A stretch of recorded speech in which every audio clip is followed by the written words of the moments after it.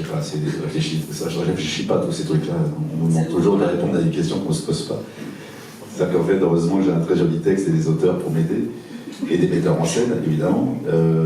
Non, on a un Don Diego qui est intègre, qui est courageux, qui est parfois à côté de lui-même, et on a son diable qui peut régler les choses beaucoup plus rapidement que lui.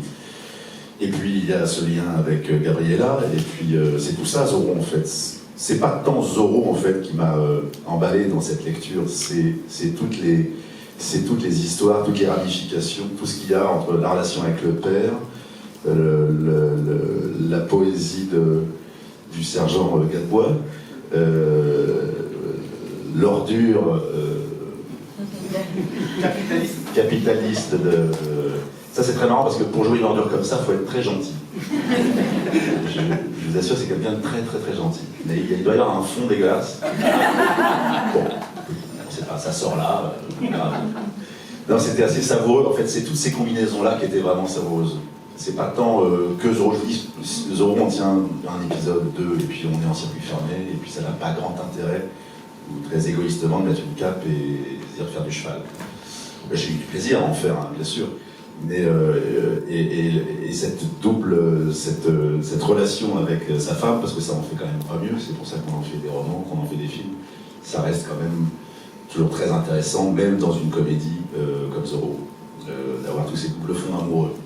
Je complète juste ma question pour est-ce que vous aimeriez-vous avoir un deuxième, un double, un Zorro dans la vraie vie? Mais il est là, il vous entend. Oui, je suis.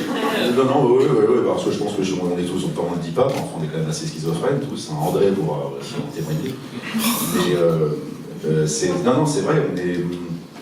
D'ailleurs, si on cherche un tout petit peu, bon, c'est pas là qu'on va le faire, hein, mais je pense que c'est le point d'orgue de mes plans que Zorro. Je fais ça depuis 20 ans, j'ai fait des personnages masqués, grimés, pensant ou m'améliorerait, ou me rendrait meilleur, mais en tout cas, ça serait pas moi.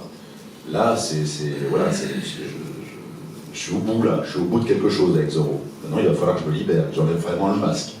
Mais je crois qu'il y a toujours une envie, oui, d'avoir un double.